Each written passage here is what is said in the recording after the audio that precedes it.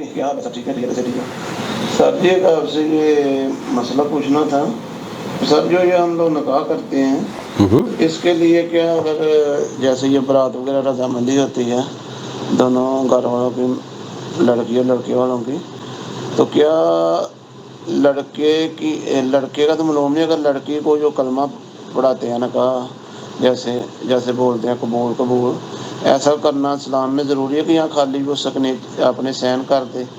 کہ ٹھیک ہے میں رضامند ہوں تو ایسا بھی ہو جاتا ہے سر کہ یہاں اس کو کلمے وغیرہ جو ہم پڑھتے ہیں نکاح کے لیے جو وہ پڑھنا پڑتے ہیں قبول جیسے یہ مولوی ملا حضرات بولتے ہیں قبول کچھ ایسا ضروری ہے یہاں خالی وہ سگنیچر ہی کرتے ہیں اپنے ماں باپ اور گواہوں کی موجودگی میں لڑکی تو پھر بھی نکاح ہو جاتا ہے مہربانی سر رہنمائی فرمانا شکریہ نحمدہ ونصلی علی رسولہ الکریم اما بعد آپ دیکھ رہے ہیں نو ٹی وی جدہ اور میں ہوں آپ کا دوست آپ کا ہوسٹ محمد عاقل سعودی عرب کی مفتی اعظم سماحت الشیخ عبدالعزیز بن باز سے اس سلسلے میں پوچھا گیا تو انہوں نے کہا کہ نکاح کے لیے جو شرائط ہیں وہ دراصل اسلام میں معروف ہیں۔ نمبر 1 لڑکا اور لڑکی کا راضی ہونا، نمبر 2 ایجاب و قبول۔ ایجاب و قبول کی جو نوعیت ہے وہ ایجاب و قبول کی نوعیت اگر زبان سے ہے فبیہا بہت اچھی بات ہے، لیکن اگر آپ دستخط کر دیتے ہیں تو وہ بھی جائز ہے۔ ایک گونگا آدمی ہے اگر وہ اس کو بولنا نہیں آتا تو اور ایک گونگی عورت ہے وہ بول نہیں پاتی تو ایسی صورت میں وہ کیا کرے گی؟ کیا اس کا نکاح نہیں ہوگا؟ نہیں، اس کے دستخط کو معتمد سمجھا جائے گا۔ اسی طریقے سے اگر آپ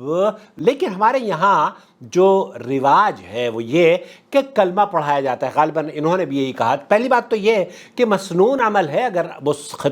جس کو خطبہ مسنونہ کہا جاتا ہے، شیخ ابن باز نے فرمایا کہ اگر اس کو آپ پڑھ لیتے ہیں فبیہا، لیکن اگر آپ نہ پڑھیں اور لڑکی کا والد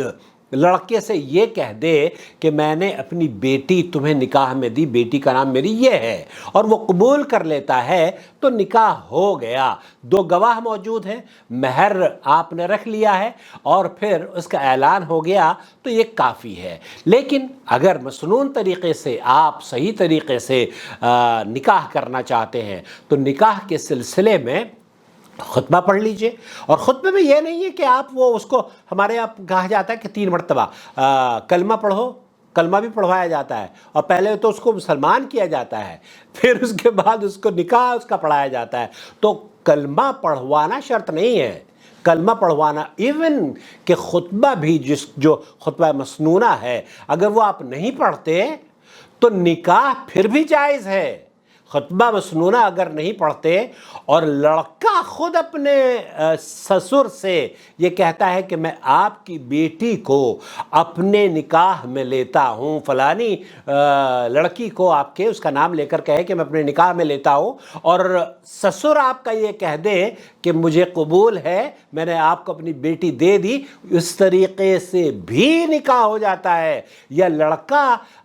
قبول کر لے، سسر ہمارے ہاں تو کئی عالم دین ہیں جنہوں نے اپنی بیٹی کا، بلکہ شیخ مصطفیٰ کی میں ویڈیو دیکھ رہا تھا، انہوں نے اپنی بیٹی کا نکاح پڑھایا تو انہوں نے کہا کہ کیا تمہیں میری بیٹی، وہ اسما غالباً اس کا نام تھا،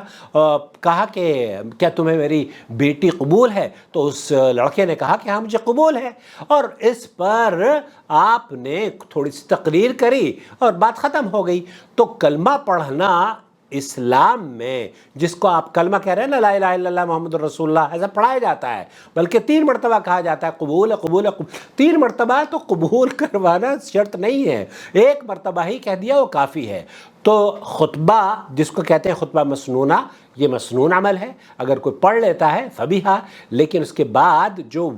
بہت زیادہ ضروری ہے وہ یہ کہ ولی کی اجازت ہو، ولی کی اجازت کے بغیر نکاح نہیں ہوتا۔ باپ،